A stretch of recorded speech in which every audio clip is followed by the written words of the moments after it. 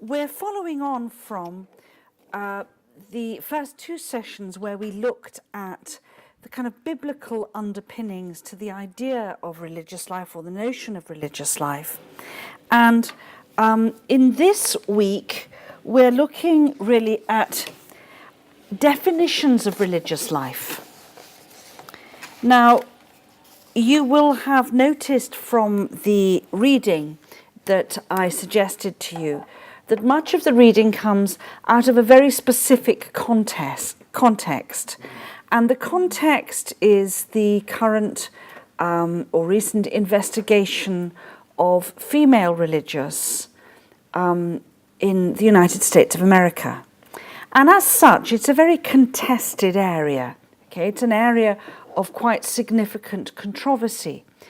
But the reason I suggested that you looked at this was because in some ways it's only when you're dealing with, I think, a sharp divide or a sharp controversy that the kind of underlying points come up for air. And therefore I would want to emphasize, first of all, that the context out of which this material comes is clearly not a worldwide context. It's certainly not a context that exists as such in the British Isles, although I think the tensions that it points to are very much there and across other parts of Europe and indeed other parts of the world.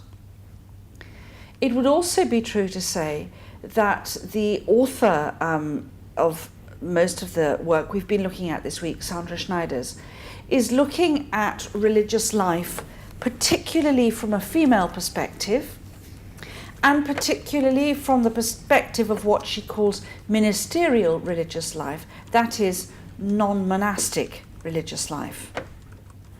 And I would nevertheless be keen for us to consider with seriousness the alternative forms of religious life that exist, if only to give a sort of counterbalance to the picture. And so I want to begin actually, rather than with the controversy between herself and Michael Crosby in their articles, and I'd be interested to see what you made of that. Perhaps if we could begin by looking at Sandra Schneider's article.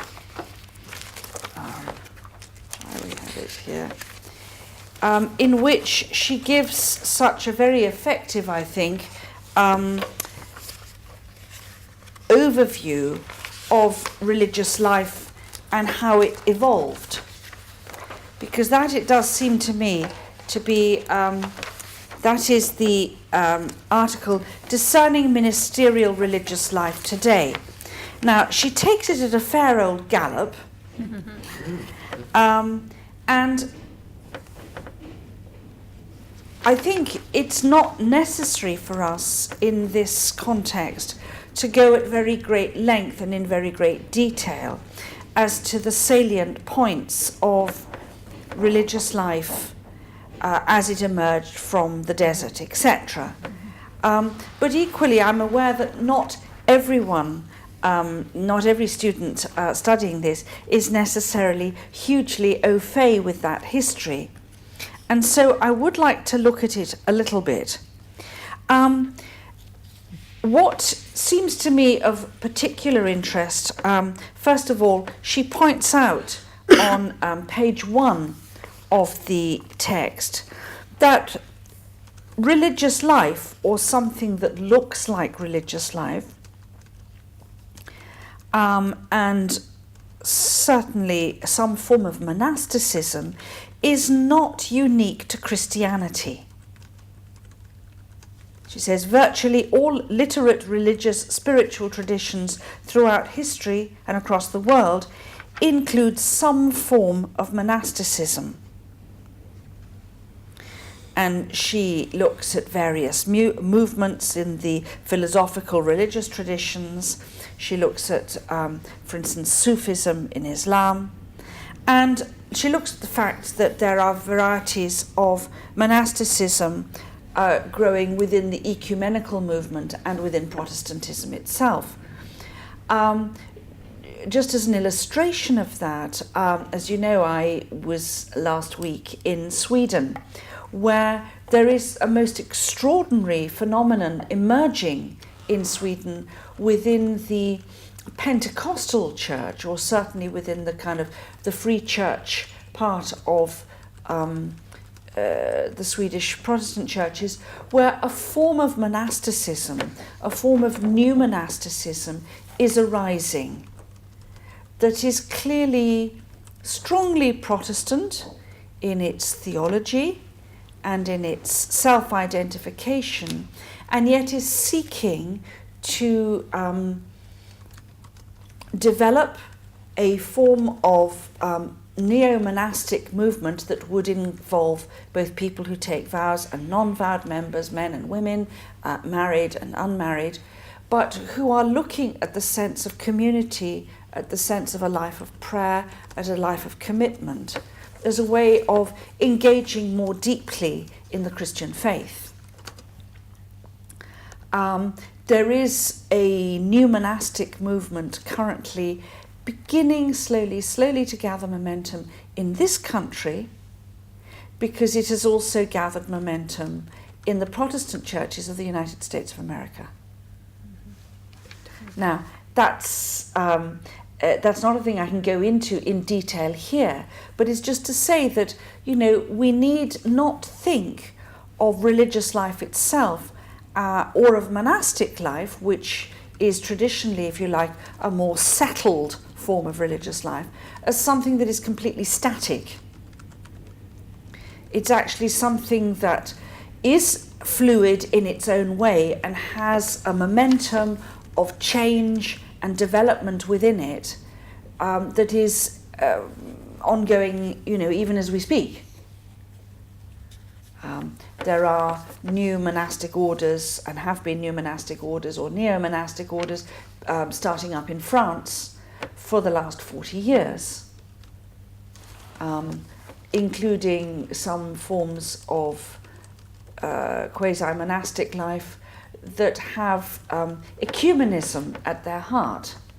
Of course, the most obvious example of that is the Thésée movement. And many of these movements also would see themselves as having, if you like, a religious or monastic nucleus as part of a rather wider movement of people, many of whom do not identify themselves as vowed or consecrated in the excuse me, in the... Would you like a drink? Sorry, can you stop the filming there? I'm choking to death. I've got a glass. There seems to be a glass of water there. And I don't imagine for a second. Here's some. Thank you. That might be gin. No such luck. Sorry. So let's start again. So there are some forms of new monastic movement that exist which have at their heart those who take vows, but which have a much wider membership of non-vowed members or married members, family members. And so there is a tremendous kind of blurring of the boundaries between the vowed and the non-vowed, between those who are, if you like, permanent members of the community and those who are in some form associate members of the community. And in the same way, it's important to remember that many apostolic religious orders now, of women particularly, but some also of men, would have associate memberships, akin, to a certain extent, to the third order memberships of the mendicant orders and some of the monastic orders of tradition, where people who are not themselves permanent or vowed members of the order or congregation nevertheless would share in the life, would make a commitment as far as is possible to religious renewal, to a disciplined spiritual life, and to sharing in the aims, the focus, the spirituality, and quite often the works, if there are such, of the order itself. And this is not just a sort of pragmatic decision on the part of the religious orders to boost their numbers by having some extra helpers on the edges, but it is, I think, a part of a very genuine movement that sees religious orders and the aims, the goals, the focus, and the spirituality of those orders as something in which others can partake who don't necessarily have to be resident, permanent members, vowed members of the order itself. So that would be a way of seeing religious life as having an ecclesiological purpose, a purpose within the ecclesia, within the body of the faithful, that is not just about a radical separation, but that actually offers something for those who belong at, if you like, different levels of commitment. And therefore it's seeing the charisms that lie at the heart of these religious orders as a gift for the church, not only as lived by those vowed members, but a gift that can be shared at a variety of levels.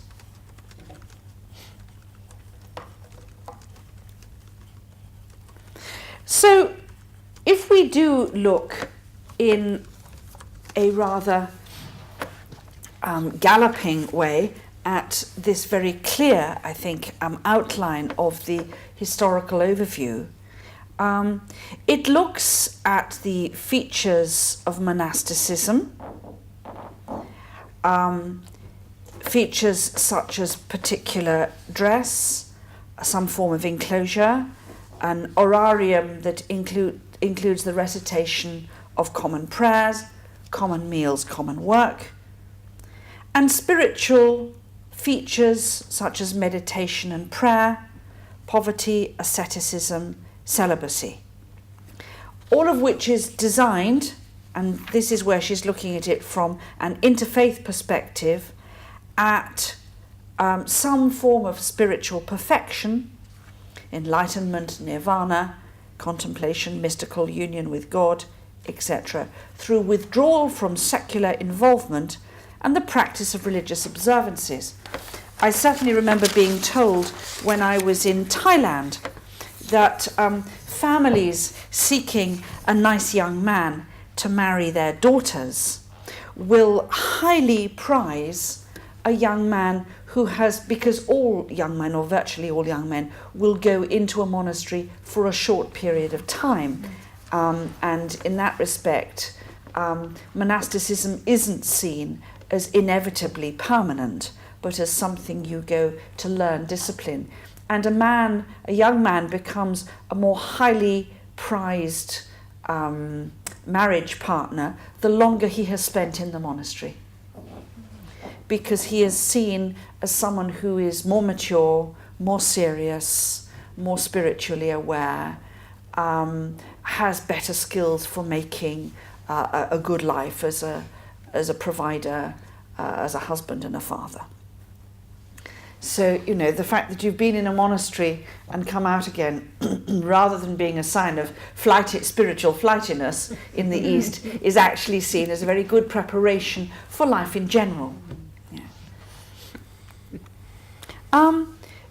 So we have in Schneider's overview a very brief mention of the development of different monastic rules in the East under Pachomius and Basil and Cassian in Gaul, and in the West under Benedict, who wrote the great rule from which most Western Christian monasticism derives. Okay.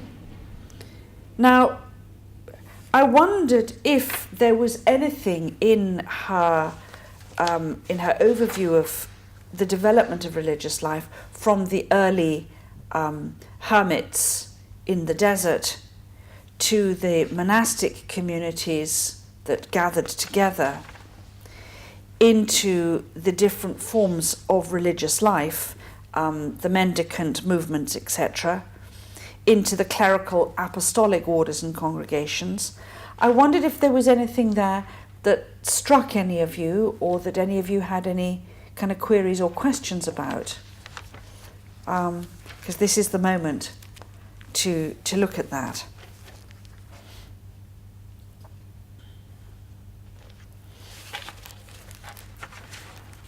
I thought it was very interesting. Yeah. It's really informative. I learned a lot in a short In period of a time. lot in a short time. I think one of the things that I would want to point out, and again, one does pick up in a sense the agenda for which she's writing the whole article, but it is worth looking at the fact that she mentions how for many of the founders of religious orders there was considerable controversy, Persecution. a persecution, and that for many of the founders of religious orders there was the emergence of new forms of religious life, very often brought with it persecution from those in authority within the church, very often brought misunderstanding, and it's not, I mean, there are some obvious examples. The founder of my own congregation, Mary Ward, being one of the most famous probably, who was imprisoned by the Inquisition, and the order itself was suppressed and lived under varying levels of disapproval and persecution for 300 years until the foundress was rehabilitated. The order was founded in 1609, suppressed in 1631.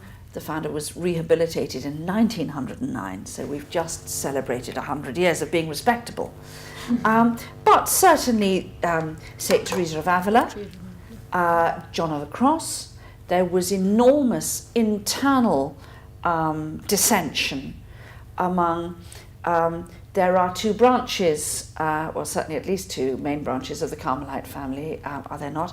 The calced and the discalced. Discalced being a word meaning without shoes, because it wasn't quite that they were quite barefoot, was there? I think they were allowed sandals. They but were not allowed socks. sandals, but not socks. And if you've ever been in the Spanish meseta in the winter, it is cold enough to cut you in half.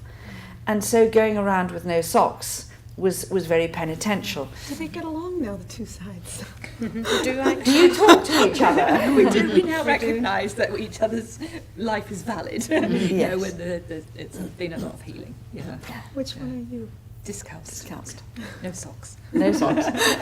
And in Ireland, where they always have a very special turn of phrase for things, I believe there are two Carmelite churches, I think, in Dublin, if I remember correctly, one of which is of the calced Fraus, and one of is the discalced Fraus, who are known locally as the unshod and the slipshod, which is a very, very naughty and cruel joke, really, and completely untrue, nevertheless. So, you know, in religious orders there have been great tensions within the order itself, but also there would be tensions where a particular view of religious life, there was a great deal of tension when St. Ignatius founded the Jesuits and said that they would not say the office in common. Now, you know, more or less all religious at that time, male and female, said the office, prayed the prayers of the office in common. So the idea that you could do religious life and not do common prayer was very alien, and was considered by those who thought that one of the defining points of religious life was the reciting of the prayer of the church in common. If you took that away, you were taking part of the essence of religious life away, and therefore it wasn't proper religious life. Well, people learned differently, and now there are many orders of religious, both male and female, who, while they are committed to praying the prayer of the church, don't do so in common. And so that would be one historical instance of saying, well, there was a previous concept of, a previous definition of religious life, which then was subject to change and was seen no longer to hold.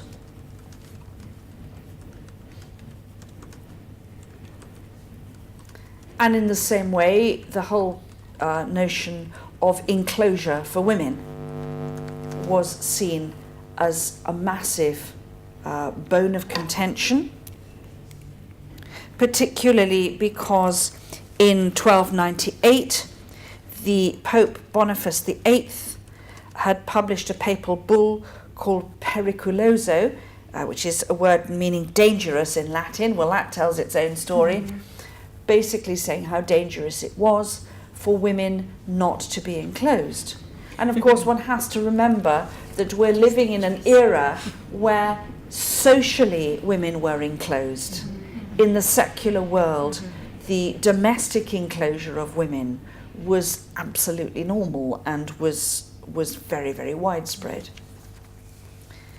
And so along comes Angela Merici with the Ursulines, and Jeanne de l'Estonac in France, and Anne de Saintonge, and various other female religious, and eventually also Mary Ward, who fought so hard on this issue that she said at one point, "I will not have so much as two sticks crossed together in the form of enclosure," because she believed very deeply that she and her companions were called to live the same rule of life as the Jesuits, who saw themselves as communities for mission, communities whose community life existed in order to facilitate mission and ministry, not as an end in itself. And therefore the notion that mission, that ministry was paramount, was the defining purpose, as it were, and goal of what Schneider calls ministerial religious life, apostolic religious life, was quite a new notion and thought in the church. And it took several hundred years for this to become understood and accepted for men, and several more hundred years for it to become understood and accepted for women. In fact, the whole notion of women living under simple vows and yet being religious and having a main ministry really didn't come to its fruition until 1901, I think it was, where canon law made it possible. So really the very beginning of the 20th century. So what defines religious life, what makes it religious life, has itself been through many permutations in the Church's history. And Schneider's points out to the fact that this kind of controversy between religious life on the one hand and sort of hierarchical structures is not entirely new. Yes, it was 1900, I beg your various pardons, when Louis XIII made an apostolic constitution, Conditae a Christo, recognizing as an authentic form of religious life non-cloistered apostolic congregations. Okay.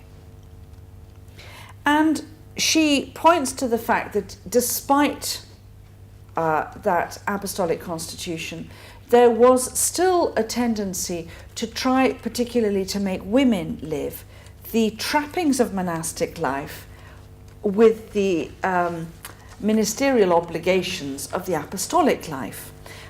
If you want to see an extraordinary visual image of this, get hold of a DVD of the Nun's Story. It is a highly, highly romantic film, which I think in many ways fixed nuns in the public imagination for the next sort of 40 or 50 years. The one with Audrey It's a Hepburn? film starring Audrey Hepburn as a nun in pre-war Belgium who studies and becomes a nurse. She enters a nursing order, but it's an order which is actually living the whole external trappings and the whole structure of monastic life. At the same time as doing apostolic work, she finds herself going out to Africa to be a missionary. And at one point during this film, there's a moment where the community there's celebrating Mass. The priest is celebrating Mass with the community next door. And she is across the corridor in an operating theatre, helping with an operation. And a bell rings, and the priest comes out to the kind of the door of where she is in the operating theatre, and with her gloves and her scrubs and everything else, she kneels down and receives communion, and then goes back and carries on with the operation. Now, there's one sense in which that's actually, there's some really quite important theology going on there, which is to say, you know, the body of Christ here and the body of Christ there on the operating table. Unfortunately, I think that's a bit sophisticated for what really was going on there, which was, if you like, the trying to live two forms of religious life at the same time. Splendid dualism. A splendid dualism, which of course in the film in the end was not sustainable, and Audrey Hepburn's character leaves the monastery because she can no longer sustain that kind of mutually incompatible form of life. But why do you think, reading this article, what do you think is Schneider's point in looking at the way in which apostolic ministerial religious life became so heavily monasticized in its external forms and then changed? What point do you think she was trying to make there?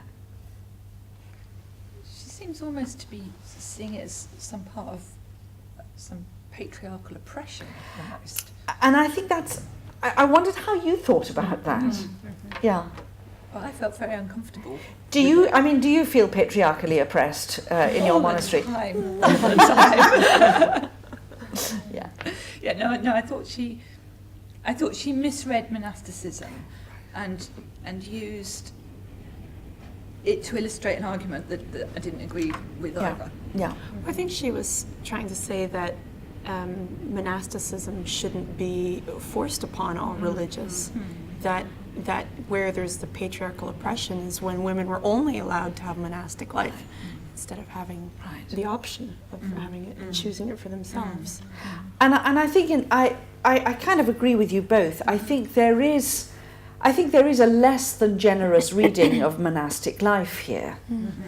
And of course, in many ways, she's not really talking about the genuine monastic life, whose entire purpose is the living in common and the prayer and the enclosure and the withdrawal and everything else, because her argument is that when you seek to impose that as one life form on top of quite clearly another life form, it doesn't work. It creates an interior tension that is unsustainable. But she's also looking at the fact that she is justifying, therefore, the reforms of religious life in the aftermath of the Second Vatican Council as being a quite right and proper rediscovery of an original charism that didn't have monastic lifestyle as part of its genuine essence. And in that respect, I think, rather than being a misreading or a rejection of monasticism per se, it's simply being a rejection of monasticism as grafted on top of a very different way of life. I found this very interesting when I was doing some research for an article I wrote on my own order called Women Jesuits, ? in the Cambridge Companion to the Jesuits. I was asked also to look at the way in which the Sisters of St. Joseph, who are very widespread in the United States of America, how they derived from a form of dedicated life, if you like, consecrated life, that was not originally, that they didn't see themselves as religious in the way that women in 17th century France were religious. But their founder, who was a French Jesuit, saw them as he said, religion sans religion. And he means they're not a religion in our but a religious life without religious life, i.e. a religious life that is not monastic. And these were women who very often lived in twos or threes. Some of them lived within their homes. Some of them lived in larger communities. Most of them deliberately wore peasant dress in order to emphasize their commitment to simplicity and poverty. But in the 18th century, the sisters themselves adopted an increasingly monastic lifestyle, which was at variance with their origins. And by this stage, they were looking after girls who were, rescued girls, as it were, or orphans, or sometimes the mentally ill. And whereas they had originally gone out to look after them or worked in hospices, they began to have the hospice or the work in the convent, and therefore everybody became enclosed, those they cared for as well as the sisters themselves. And it was only much later that, looking at this, they began to re-emerge back into forms of life very much more like the ones they started with.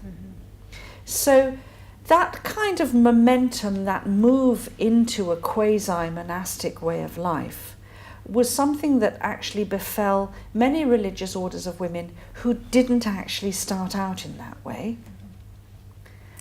And I think Schneider's point here is that therefore the move away from those monastic forms alien to their charism is something that can be seen in a positive light and not as a dreadful aberration or as an abandoning of the one true form of religious life.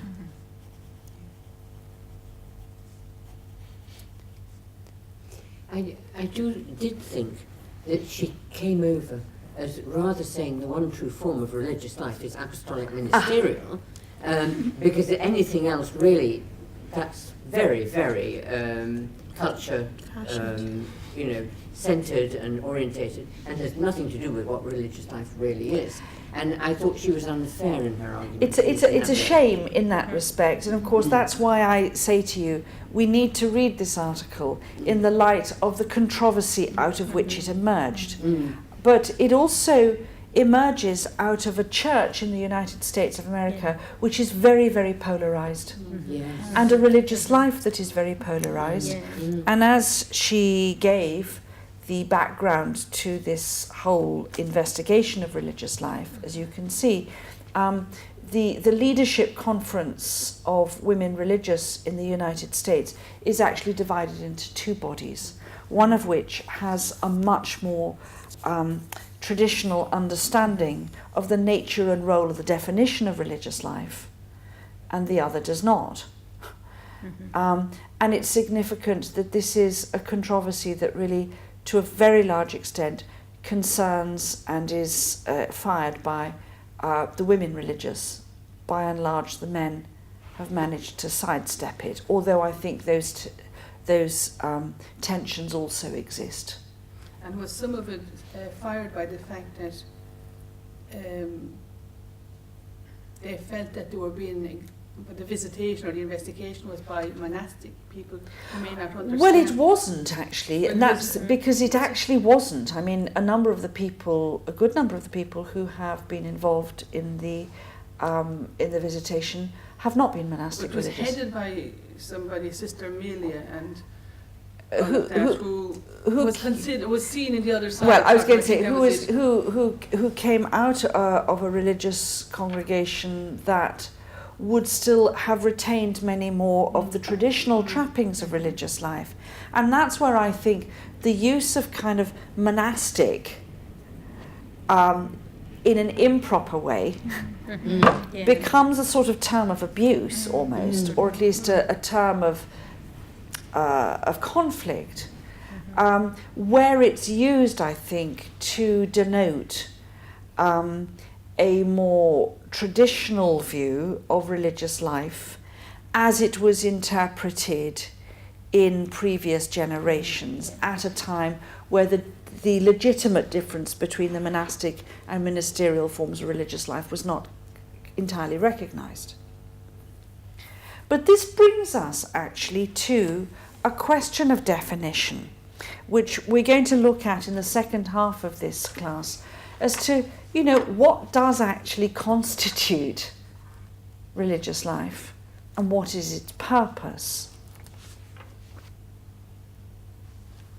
Because it has to be said also that for many male religious, if you ask some of the male religious who work here what their life was like when they first entered 30, 40, 50 years ago, the Jesuits used to have to speak to each other in Latin, for instance, the young Jesuits, and they derived a sort of dog Latin, I think, in which they spoke to each other, but that was part of the deal.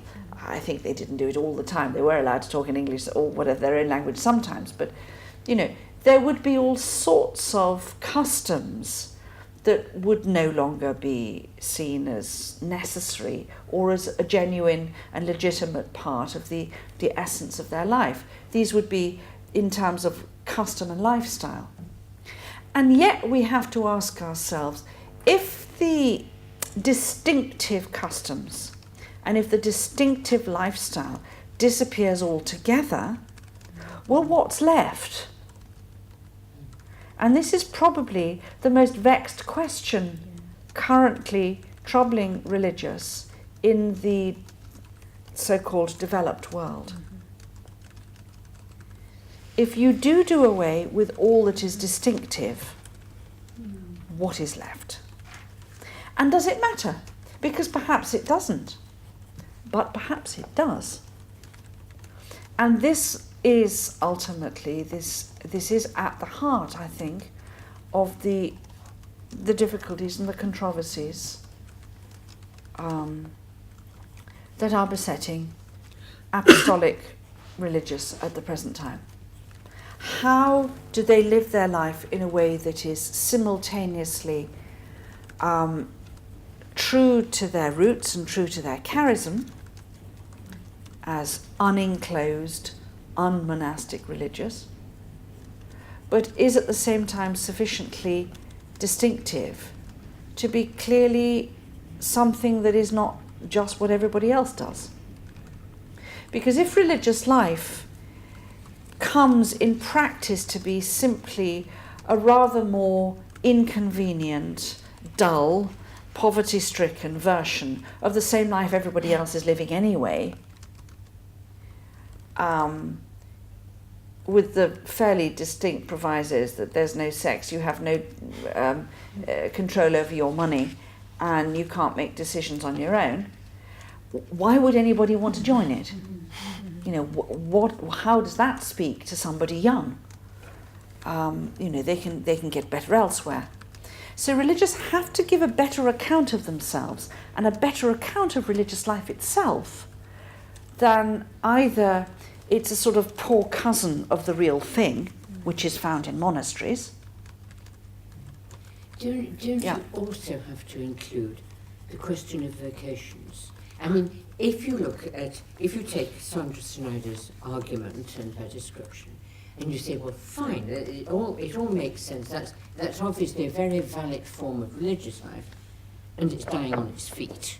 Yes. Then, I mean, there's something that doesn't add up, it seems to me. And you've got to say, well, hey, let's look again at this. Yes. And And it for me, it becomes, it does become a criterion. In a certain way, even if I can't exactly. It raises the question, and of course, if, as you say, if it is dying on its feet, we have to ask ourselves the question: why is it dying on its feet? And are there legitimate reasons why it is dying on its feet and should do so? But therefore, are those of us who still belong to such orders, are we into a kind of rescue package? Or are we into saying, perhaps we are called now to something other, or to a different way of living this? And that invites us also to look courageously, it seems to me, at whether or not all the changes in the aftermath of the Second Vatican Council were wise. But I think one of her points is there has to be more of an answer to this crisis than okay, let's try and put the genie back in the bottle. Yeah. Let's all go back to previous forms of religious life, the external form of religious life, and that is what will save us. Because that doesn't seem to be the case. But maybe also there is a very, as you say, Maureen, a very legitimate challenge to say, well, let's have a look at how we're living it now. And does it actually, is it coherent? Does it make sense? Okay. I'm going, before we finish this half, to look at what she gives a little overview then of the renewal movement within religious life.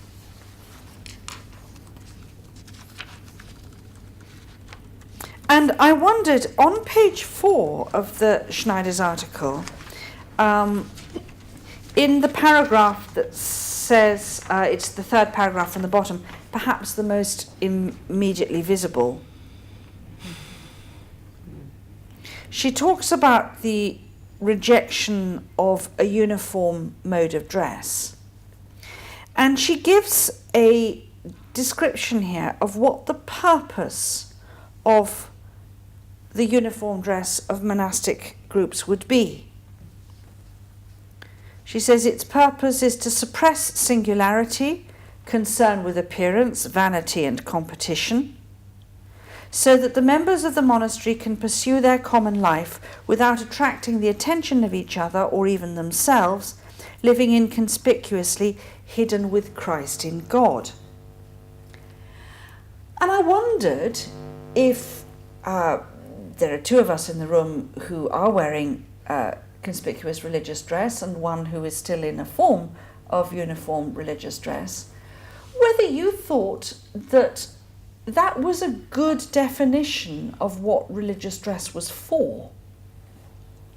The problem's in the vocabulary, isn't it? As soon as you start saying suppress, it becomes, it has a dynamic to it that's different from being freed up from, Yes. or choosing to leave behind, or some more positive ways of framing it. It brings in this kind of patriarchal suppression imagery again. Which I don't So think if you wanted to give a kind of a positive explanation to somebody of the value of wearing distinctive dress or of wearing uniform dress within a community, what would it be?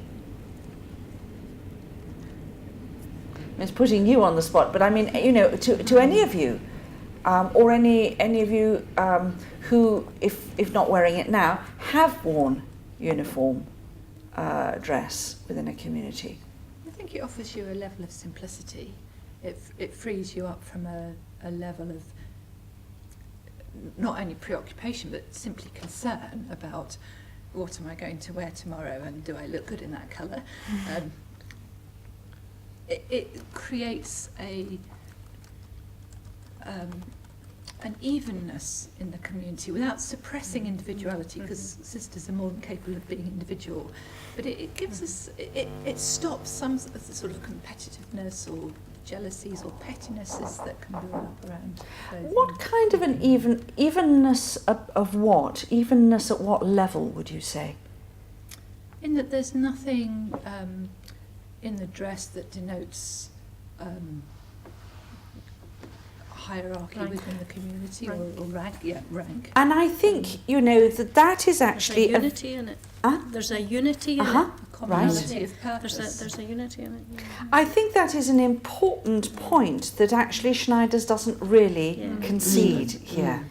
And of course, one has to remember also that in an earlier era where people's rank was made extremely clear by the way they dressed, to the extent that certainly in this country and certain other countries in Europe, there were what were called sumptuary laws, which actually forbade you from wearing the dress of a rank other than your own. So you couldn't dress up a rank. And life was very, very stratified. I mean, there was a massive hierarchy in terms of what you were and were not allowed to wear. The choice of some people, many of who came from a terrific variety of backgrounds, to wear the same or almost the same form of dress, because actually in many orders there was nevertheless still something of a hierarchy of the lay brothers and sisters wearing one form of the habit and the choir brothers and sisters wearing another form of the habit, i.e. those who sang the office in Latin and had the education wore one sort, and those who were the hewers of wood and drawers of water wore another sort. And that was also a question that became very important in the aftermath of the Second Vatican Council. But nevertheless, the fact that, you know, the son of a butcher could end up wearing the same form of dress as the son of the local lord, or, you know, the daughter of a farmer could end up wearing the same dress as a daughter of the minor nobility, actually denoted a very radical commitment, and a politically very radical, if you like, and socially very radical commitment to unity, to doing away with social and economic hierarchies. It's a sort of leveller, isn't it? It is. Maureen? I think there was something that was also, it was very different, and people don't talk about it a lot, but I think when you mentioned choir, it brings it to me, that I think it was in fact in some ways a form of liturgical dress, like, if you like, the priest will wear a chasuble or something. It is a special something which actually makes you feel a little bit different, helps you to concentrate, to think that you're taking on a purpose when you go into choir. And you know, if you take the Benedictines, or many of the men, they'll put on something as they go into choir. It's not what they're wearing round the place. And one of those modern monastic ones I remember is, I think, Community of St. John's, I'm not absolutely certain. I've seen them all going out in jeans and so on, but they come in and they all dress in the same way, and it makes that prayer unified. And I think the purpose is that this isn't anybody being prima donna or singular in it. We're not concentrating on individuals, we're concentrating on the grace of God. And we'll do that beautifully. Of course, there is a distinction. I'm absolutely with you all the way on that. There is a distinction, of course, between, you know, a priest will wear a chasuble when he's on the sanctuary, but he won't wear it out in the street. Well, exactly. Yes. And I think part of the difficulty became, particularly for many of the women's orders, that they were, as it were, wearing their liturgical dress or their ritual dress, you know, when they were in the chapel, but also when they were scrubbing floors. And this became problematic. But it nevertheless, I think there are all sorts of reasons behind the choosing to wear religious dress that are not, as you say, just to do with suppression, but are to do with choosing not to live by a certain hierarchy of values. And of course, there were practical purposes, at least in the early days, of wearing rather rough and simple clothing, when many of the women's orders particularly, but some of the men's also, were going into people's homes and looking after people in incredibly unhygienic and nasty circumstances, and it made it easier for them to get access. And of course that is the other thing, that while of course the irony is this desire to be more simple eventually gave people a sort of patina of holiness that then gave them a status many of them hadn't actually sought. You know, oh, here comes the holy monk, here comes the holy friar, here comes the holy sister. And so there's a sort of an irony that sometimes these things bring with them a projection from other people or a judgment from other people that wasn't originally sought. At the same time, and I would say this is true, because religious dress were seen as having removed themselves from certain levels of social hierarchy, it gave them easier access among people for whom those social hierarchies were a threat. If you took some of the Sisters of Charity, I mean, I think their dress gave them access where other people just wouldn't get it. Yes. You know, and I think that was quite important. Yeah.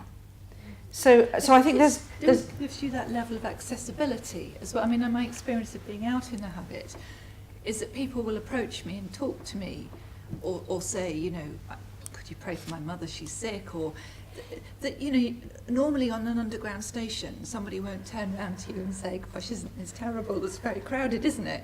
Which is what happened on my way in tonight, where somehow in the habit you become accessible to people who wouldn't normally maybe interact with you. now you're going to hear a counter argument here. I was terrified to talk to nuns when I would see them in airports when I was a teenager and stuff. I was wanted to very much, but So I you would see it as never. a barrier? No, I would think, oh my goodness, they don't want to talk to me.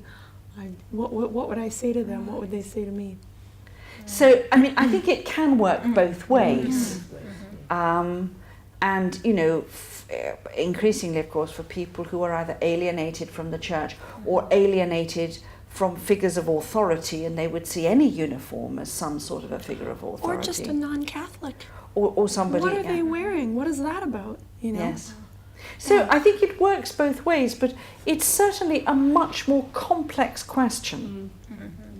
And I think it has, if you like, theological arguments on both sides that are not about, you know, conservative versus liberal. I suppose that's where I would love to take this whole argument right out of there. It's like Sandra says, you know, like coming to chapter and things, habit is not a major issue anymore. And like for my own congregation, that we wear a distinctive habit, simple dress or whatever, in the last, I would say, 20 years, it's hardly been an issue. It would be mentioned because it has to be, but it's usually done very quickly because it's not a major issue. Like it's not. And I think in that respect, it's when you can take it out of yes, put it in the context. It's not a sort of liberal conservative controversy or an incorrectly anti-monastic controversy. And also, I think sometimes there was the possibility that we were seen to side with the institutional church. And that for many is oppressive. And particularly for women, I think it's oppressive. So there was, for me personally anyway, I think that, you know, I'm always saying, well, I'm with Father on this. And half the time I would love to wring his neck, you know, and go to Rome and wring a few more and things like that. So I think there is that element of it as well, that women were very dissatisfied or disenchanted, I don't know. something about it that they Yes. had to, it was taking a stance in a way. Yeah, And they didn't now want they the have men to telling them what to do- wear. They didn't want the men telling them what to wear. It wasn't more than that. It was, and sometimes what the men have to say isn't right. Yes. You know, it is oppressive, it isn't right. And so I think we were just over-identified with the With an institution. the Yeah. institution of church. So therefore, some of it was because a reaction to that. And whether we've gone too far is another story. But I think there was something in there. So, what I'd like to do in the second half is to look at, the argument then that Schneider's puts up for, what religious life actually is, what its essence is, what makes it, what defines it, and then look both at what else she says about it in her other articles, and also Michael Crosby says, and if we can take a quick look at Passion for Christ, Passion for Humanity, to look at therefore how do we define it?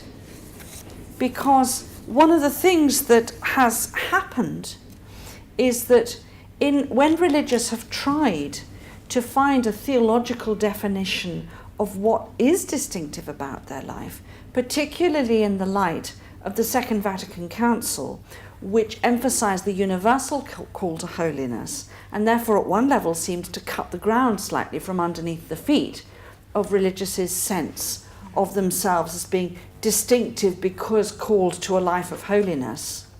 Well, when everybody else is called to a life of holiness too, does that change the distinctiveness? I leave that on a cliffhanger, and we'll have a break and then come back to this. Okay. Shall we have a break until 1:45?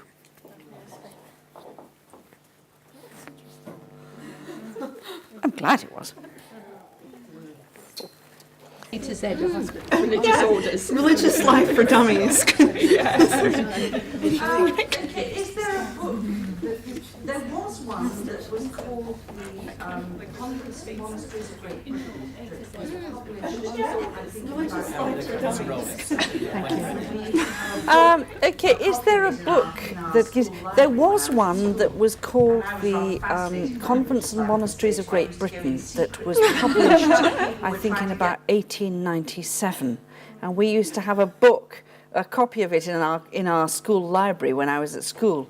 And I was rather fascinated by religious life at this stage, so I used to go in secretly. I think other people were trying to get hold of kind of racy French novels, and I was going to this section hoping desperately no one was watching, and looking at the different descriptions of religious orders.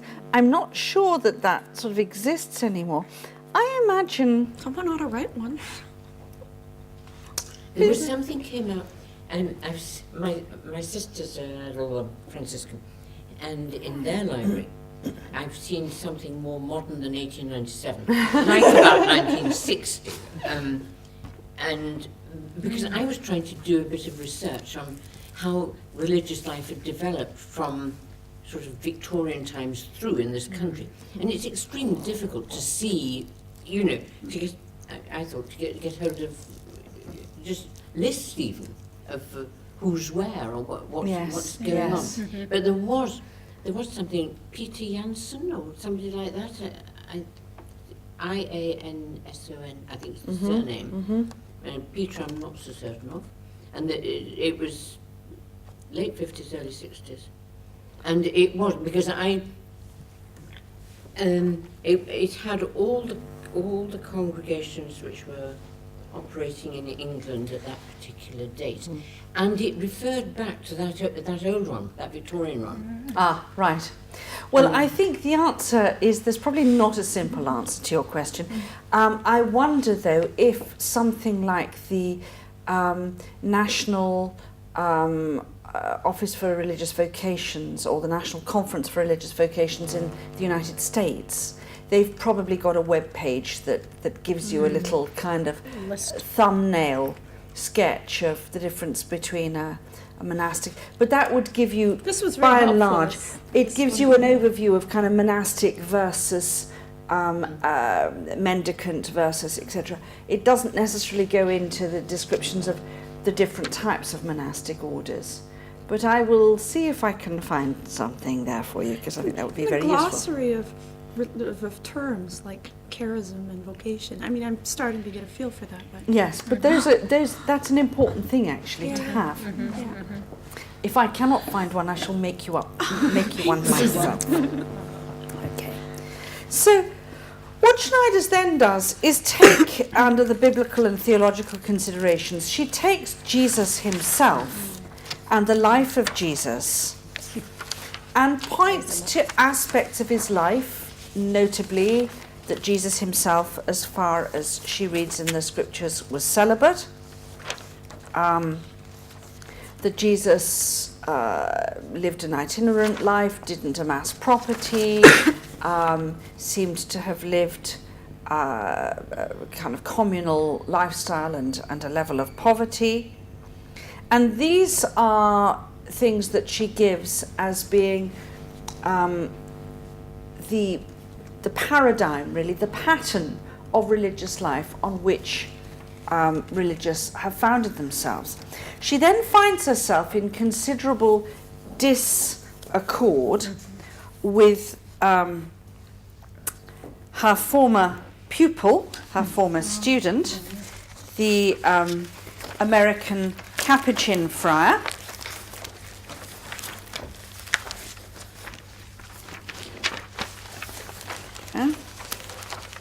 Michael Crosby.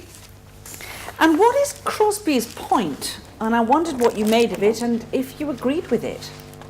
it says there's no biblical basis for religious life, but that it's still legitimate because of tradition.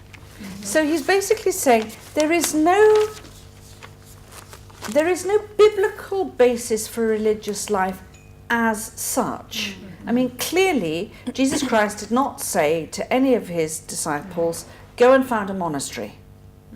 And although there have been arguments, because you looked at them last week, as to the connection of Jesus and some of those who followed him with the Essene movement of his time, and certainly the idea of withdrawal from the world and separation was not unknown. Crosby is saying actually it doesn't work to try and argue to legitimate religious life, as it were, from a basis of this being something in any sense founded by or urged by Jesus. Would you agree entirely with that, or do you think there's a yes but? What do we do in looking at Jesus as the model for religious life? Well, I felt that Crosby was kind of very heady about it, and there was a more factual thing. He was whereas I felt Snyder's was looking at it from a more dynamic sort of. You could say the male and female way of looking at things, not necessarily man and woman, but it was one is kind of. One was highly rational, yes, wasn't it? and the other was more. So I just felt that's where she was able to link it with Jesus being the model, whereas he says, "Oh no," because it's not written down. Yeah. He wanted it written down, underlined, or sort of. So that's where I found him quite strong. And did you find he was trying? Did you feel he was making any other point about the importance of religious life, or the essence or definition of religious life in his article? I felt that his article, in fact, was not, for me, it wasn't as satisfactory as Sandra Schneider's, even though I disagreed with Sandra Schneider to quite an extent. I mean, I felt that Crosby was right to the extent that she does when he says that Sandra Schneider's is proof texting, and she's using scripture as to give her for her a definition of religious life, and she's pushing the use of scripture wrongly. I think he's right in saying that she's gone beyond what you can reasonably do. But at the end of it, I didn't think that he'd made any really positive point as an alternative. And I did think that at least what Sandra Schneider does is, if you like, gives you some description.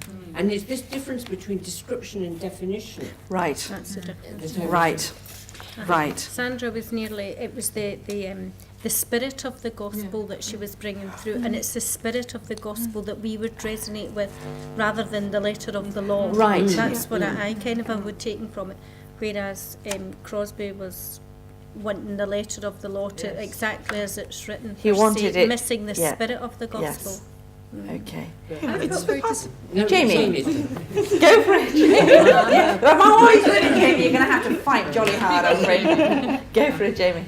But doesn't he also kind of? I always he interprets it as kind of Schneider making a point about origins, which of course it definitely is. But the metaphors that she uses, I mean, we say it is following life following Christ, which it is, but importantly, she looks at it's actually the apostles that are following Christ, and particularly some leaving their other lives to follow him in an itinerant way. Whereas in church documents, when you talk about the apostles and the way that they follow Christ, it's I mean, if you look on Lumen Gentium, that's how you differentiate. Is Christ bestowing an office on them? It's used as a hierarchical thing, and yeah. Absolutely. So I think there is an important point being made. In a sense, it's an important point being made by the two of them. I think Crosby quite rightly says, you know, you've got to be careful how you employ Scripture in any kind of argument about the nature and origin of religious life, or at least certainly its origin, because it simply isn't possible to be too definitive about it having had its origin in the mind of Christ as such. But there is a sense in which, if one way of looking at the following of Christ is taking the following of Christ by the 12, which then becomes a source of hierarchy and authority, there is another way of looking at the apostolic following of Christ, which is about following in a spirit given by him, which was a spirit that could, in a very loose term, be seen as a spirit that embraced poverty and chastity and obedience for the sake of the kingdom. And that is, and I think this is subtly Schneider's point, that is equally apostolic and therefore in its own way intrinsically equally authoritative. Now I think that's actually the point she's trying to make, which I think is a little bit you know, there is clearly an agenda in the choosing of that as a way to describe religious life. But if you think of some of us will be familiar with the preface that is used in the Mass for a religious profession. And it's a source of enormous irritation to me that I think of it now, and of course haven't got it immediately in front of me, and I will try and find it next week. You can find it on the internet. Aha, thank you. And don't worry, because it'll take you a while, you know. But it talks about, or just put in preface for religious consecration and see how that works, or religious profession. But it deliberately takes Jesus and it talks about him being obedient to the Father's will. It talks about him being poor and calling those who followed him to leave all and follow him. And it talks about him being chaste for the sake of the kingdom and having a pure love of the Father. And so actually the church itself does take the model of Jesus as, if you like, the model, the archetype of the religious. Even though we know quite clearly that in the New Testament there was no question of Jesus living any kind of, you know, monastic or recognizable consecrated life. Yes? What you call it? Crosby says he had a home, he had a house. I thought that was very interesting, like that she was trying to say that he didn't, but he was saying that, but he actually had a home and he was not at all this itinerant I think there are arguments among biblical scholars as to precisely how Did or didn't. how Sure, you know we don't on the really road. But I just thought it was a kind of It- a niche. Yes, Yes, you felt it was I thought illegal, you did were you? trying to pick something Yes, that you felt it was a bit Yes, of I a... did think Yeah, that was it. nitpicking. Jamie? I thought why I thought it was interesting. I think we were talking before about when we read the Vatican II documents before, the way that Lumen Gentium is very kind of richly looks at Scripture and pulls out various kind of different understandings of the Church. And then when you turn to the one on the renewal of religious life, it's kind of remarkably lacking in that. It's kind rather of approach. sparse, isn't it? And Yes. so, and this tonight's version of kind of there, drawing a way of life out of Christ also kind of is a nice complement, a nice supplement to that. Yes, and an addition to saying, look, you know, even if you like, the structures of religious life, and even religious life itself as a separate and distinctive form of life, is clearly not rooted in Scripture as a way of life or as a structure. It has deep roots both in the Old Testament and in the New Testament as a dynamic, as a pull, as an invitation, and as a force within the following of God that may lead some to this way of life. And we see that from the Old Testament prophets, from people like Ezekiel and Jeremiah, you know, called to this very radical following of God.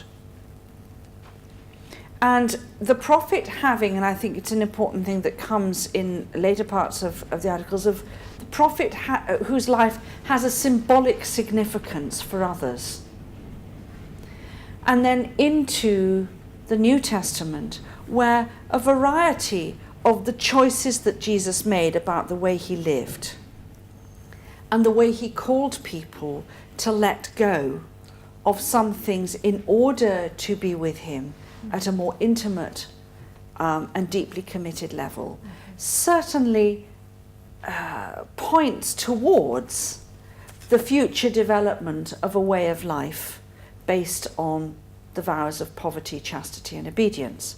I'd just like to take one moment at that juncture to remind us all that, of course, not all religions take vows of poverty, chastity and obedience. What vows have you taken? Poverty, chastity, and obedience. Just simple as that. So you don't take the vows in the way that the Benedictines do, of conversion of life, etc. No, not stability. Stability, no. And stability. Simply poverty, chastity, and obedience. And Agnes, have you taken a vow of hospitality? No, I'm not. While I'm a sister of St. John of God, we weren't founded by the St. John of God brothers. Right. So you don't have that No, extra vow, no, yeah, no. We were founded by somebody else. by someone else And got the name. and got the name, right. The missionaries of charity take a fourth vow of free-hearted and full service to the poorest of the poor. Right. And my own congregation takes a vow of universal mission, like the Jesuits do, which is commonly known as, you know, the vow of obedience to the Pope, and people get kind of worried about this and wonder what it means, you know.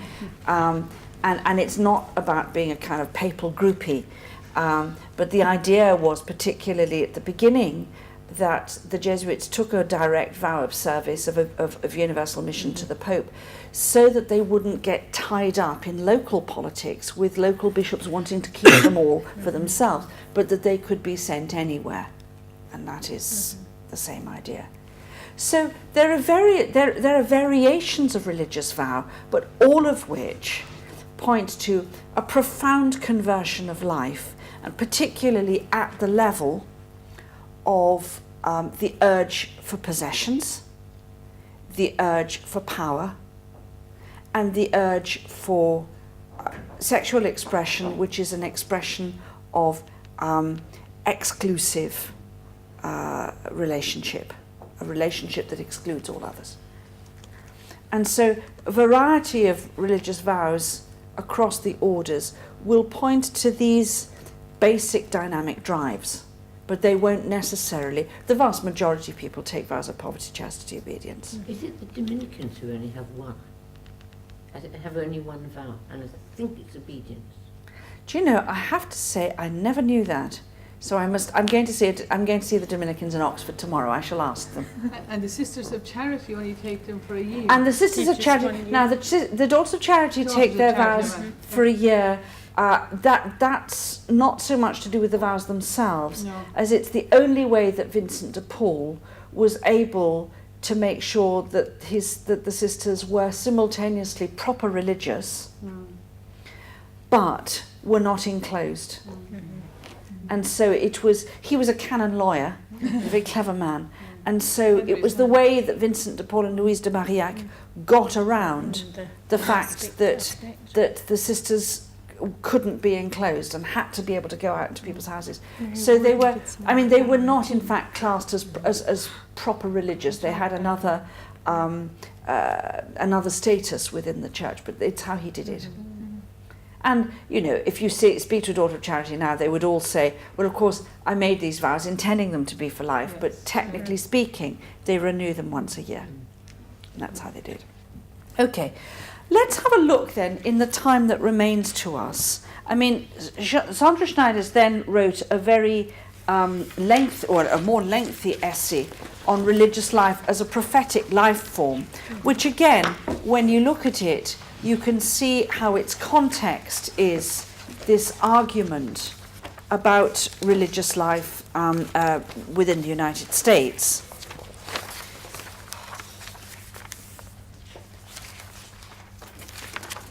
But on page 5 of that article, The Prophet's Call, she says, prophecy is about telling the absolute future of God, what Jesus called the reign of God, into the present. The use of that verb telling is rather unusual to our ears, I think. But focusing the word of God in the present is the defining feature of prophecy.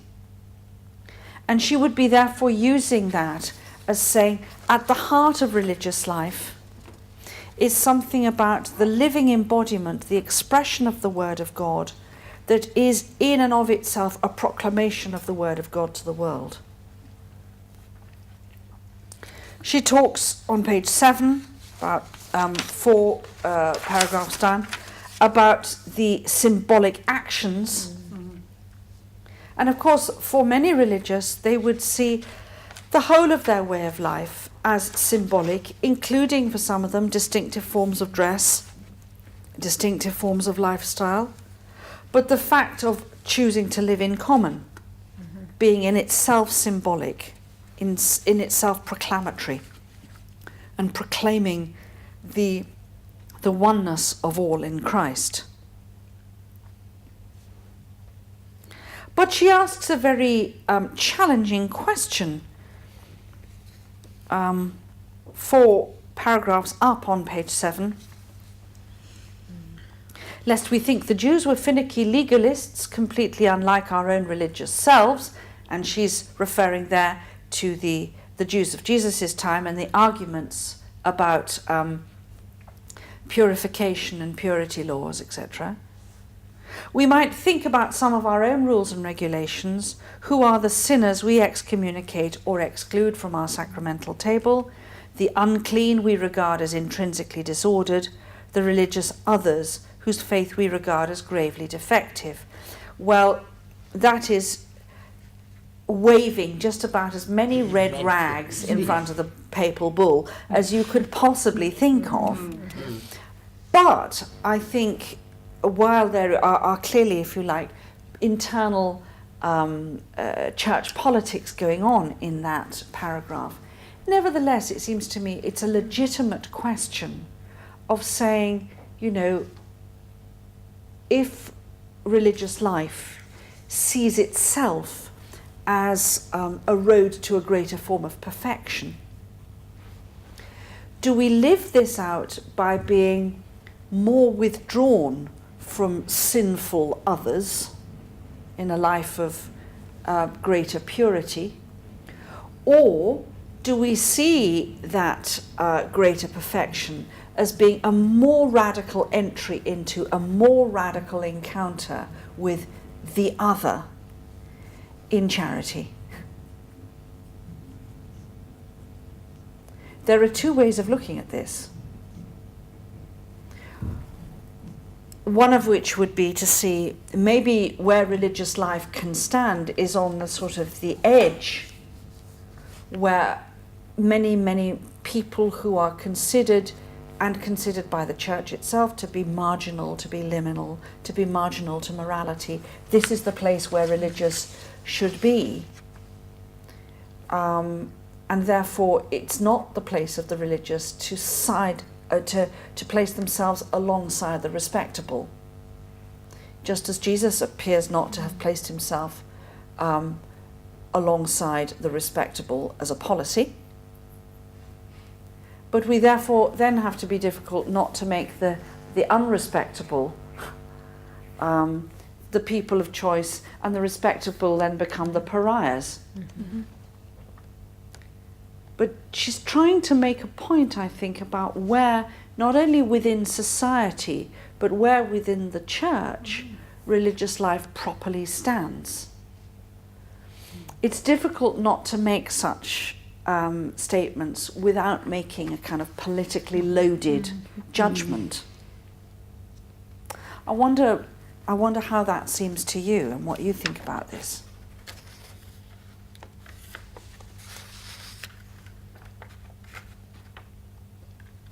Well, I suppose again they've had things in America where people have been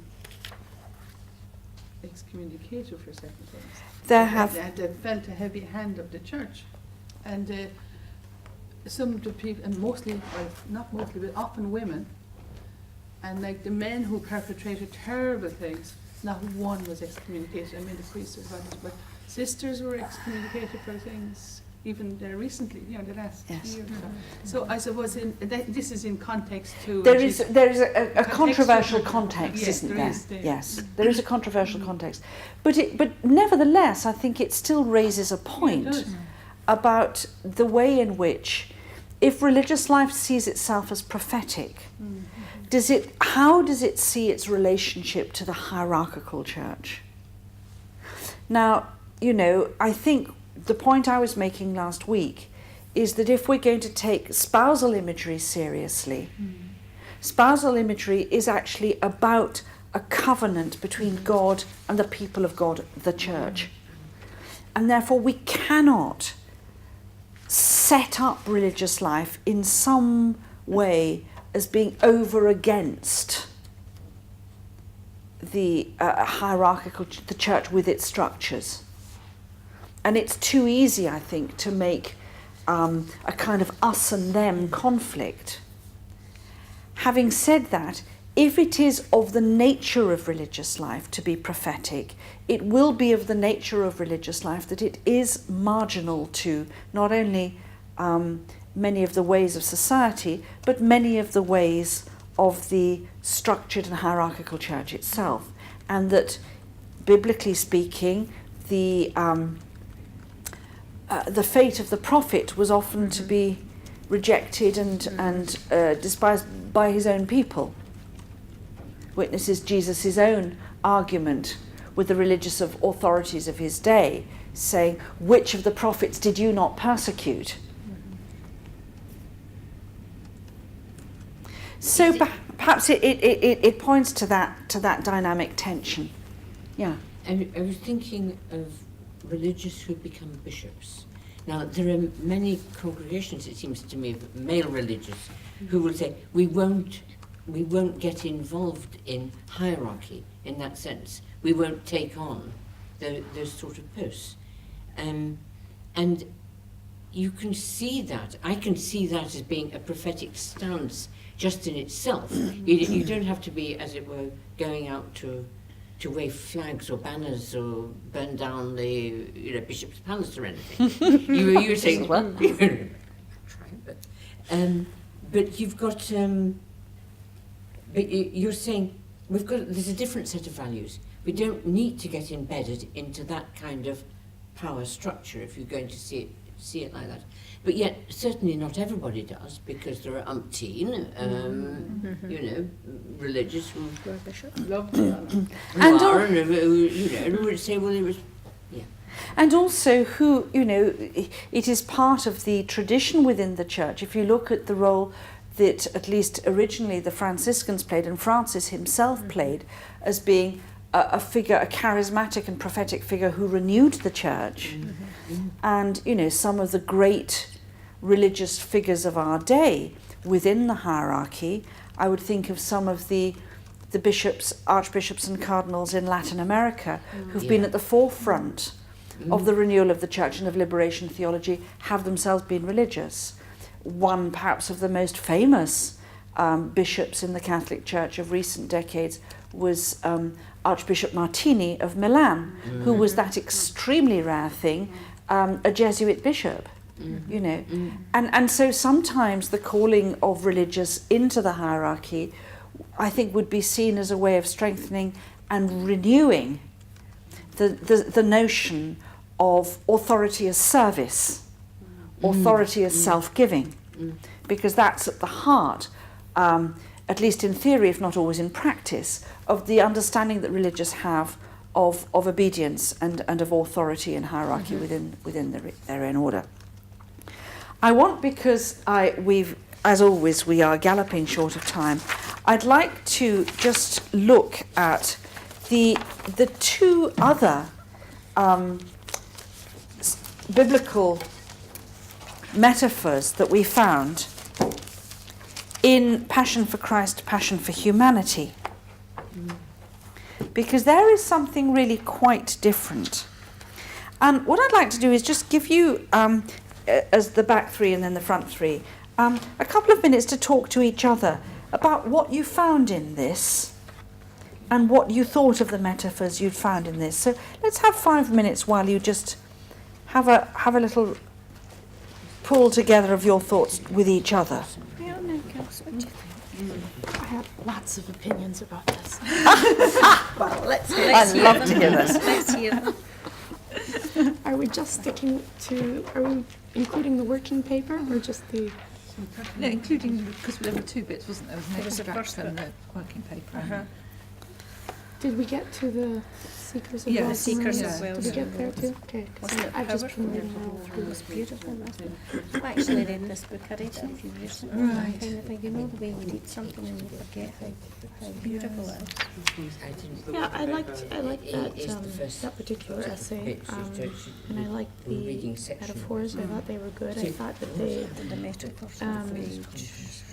incorporated the contemplative and the active. Although I think the book, just by its nature, the Congress is wanting to renew religious life, and it's a very active thing that they're wanting to do. It's, in my opinion, what I've read so far is really heavily on the active part, and there's not much about the contemplative life. Right?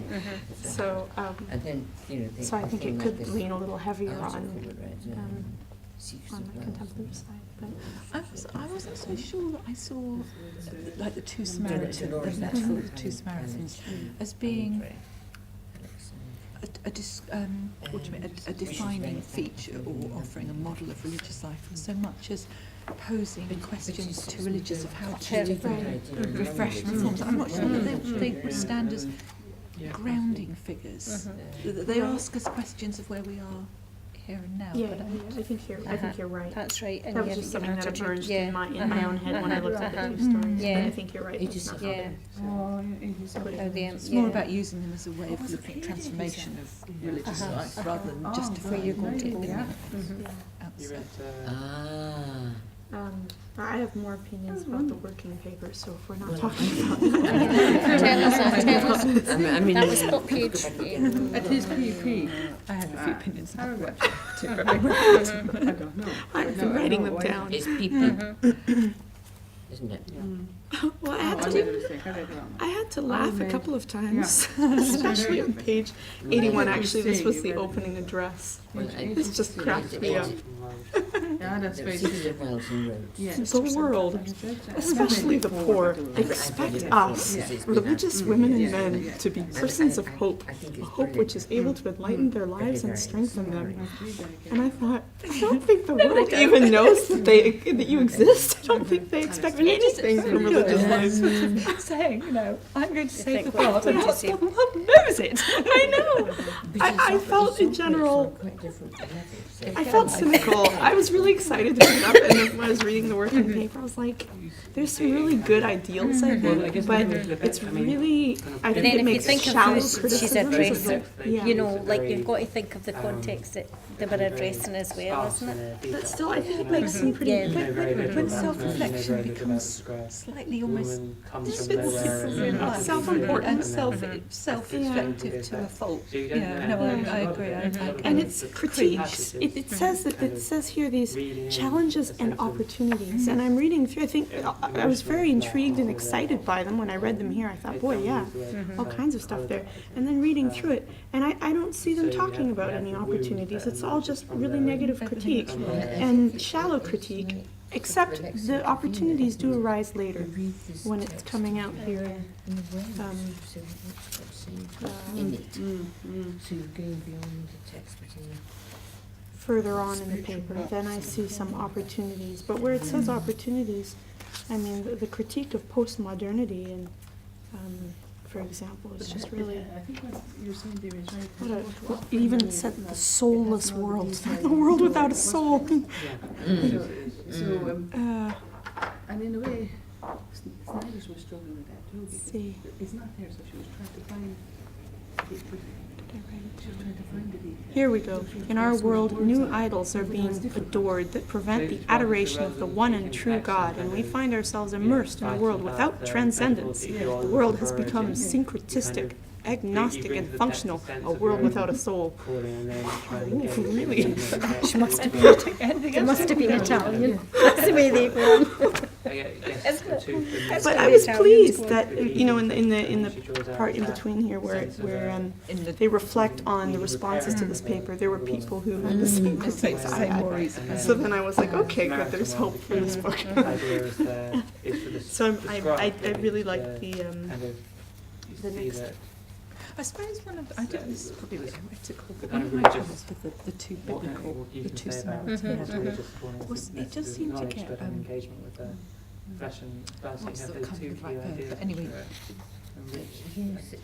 analysed out of all existence. Oh, yeah. Do you know what I mean? It was kind of Yeah. just overly overworked, I suppose. The Overworked. Actually, by the time you'd finished reading it, you thought, my goodness, Dave, that was a lot of words. Do you know, like the message? The milk it for what it was a worth. couple of key points would be true. not neater than I read 26 pages. That's right. I thought it was beautiful, though. It was lovely. Yeah. And there's some really valuable things. I don't mind wordiness if the wordiness Oh is, no, I thought to myself, you could have said that. kind of like it pointed at one of the things that I think religious are very bad at, which is about going on about themselves all the time, and sort of self-analysis, self-reflective, endless stuff. When actually, and they're really you kind of just wonder, Yeah. who are you trying to justify yourself to? You know? But actually, do you know what? See, when you were even reading this, did you not feel a little bit like that? Like when you were reading all that Sandra Snyder, I kind of thought to myself, well, that's all very well, but like whenever you read it and you'd be saying she's saying the same thing in this page and she's saying the same thing in another. So let's draw together in our last 5 minutes, okay? The metaphor of the Samaritan woman and the Samaritan man. Did it work for you? Did it give you perhaps a new way of looking at religious life? Did you think to yourself, well, this is all very well, but actually, how did you find it? Because it's an interesting, it's certainly, you know, it was an original piece of work, an original angle at which to take. If we look at, for instance, if we look at the Samaritan woman, what was the purpose of all of that? What was the kind of aim of that metaphor, did you feel? And did it work?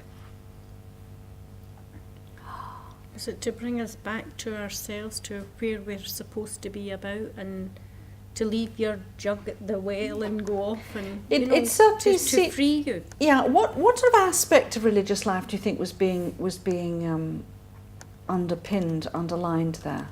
Cool. The calling, And the contemplation. And the contemplation, the relationship with Jesus. the relationship and the intimacy, therefore, if you like, the really deep personal response to the person of Jesus himself. I thought it was very, I haven't, it's not the first time I've read it. It's very inspiring, I think. In itself, there is a great deal of inspiration, I think, in it. What did you make of the analysis of the several husbands? Oh, yeah. I found that refreshing to read.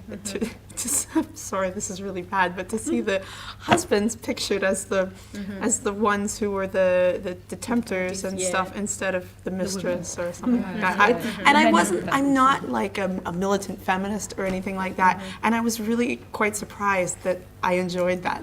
I reflected. I was like, what? But if you like, if those husbands were symbolic, as they clearly were, kind of leading the religious away, and it was quite interesting as a critique of kind of current religious life.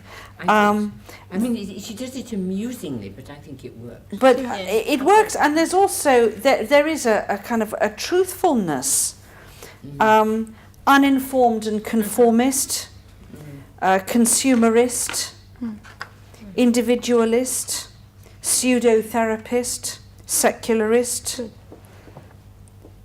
spiritualist, idolizer. I mean, these are quite strong judgments, but equally, and 1,000 things to do, I think they point quite accurately to the ways in which the if you like, the one thing necessary within the call to religious life can easily get diverted and diluted.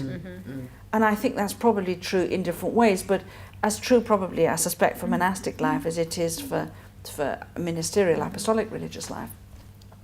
The Samaritan man? I actually like what she did with the scribe more than what she did with the Samaritan. Right. To me, that was more subtle Uh-huh. and to the point of the parable. Right. As well. Yeah. And what did that say to you about religious life itself? I suppose this whole thing of the call to not get tied up in legalism and the law, and to be willing to be challenged by how one's seen things in the past.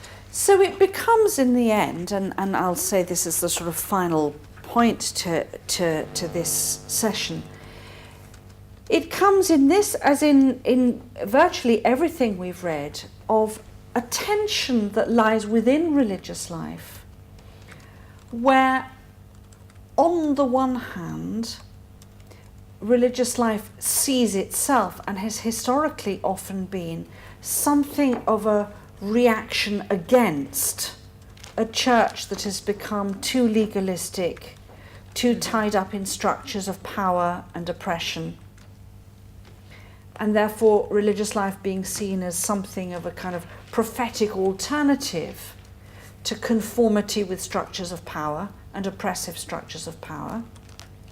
And certainly Sandra Schneider's would be saying, yes, but one of the chief sources of oppression within the church that we've never seriously looked at has been the oppression between the genders. And that is a problem. And that's what she would be naming. But on the other hand, we also have a call that says, while there's a warning not to get too tied up in legalism and rules and regulations, there would also be a call to be part of this living community, which is the community of faith, and not to see religious life as somehow the romantic mavericks who can just get away with not having to take responsibility and not having to enter into the people of God. And there is a sense in which sometimes I think religious can get very precious about themselves. Can get very precious about themselves and can think of themselves as incredibly special. And there is behind that a sense that religion therefore is something that takes you away from the vulgar ordinary. And the whole point of many of the founding charisms of religious life was people who called their followers in the name of Christ to have a more deep and radical entry into the ordinary. Out of a society that stratified itself away from what was ordinary. And so religious life were called, on the contrary, to be on the side of those who were the most ordinary of the ordinary. So we're constantly balancing, we're constantly living in tension. We're constantly trying to find a way that says, not necessarily either or, but both and yes but. And there I think I will leave it. I will be back. I'm not going to disappear from you, but the next 3 sessions are going to be taken by Martin. And I will actually be part then of the class itself, because I shall be sitting as a student rather than just, okay. So that because we come and share, or at least, you know, I shall sit and try and be quiet and not disrupt his class. But we very much see each other as learning from one another on this. And so I would be very interested to see what he has to say. So again, thank you very much for your attention, and see you next week. Thank you very much.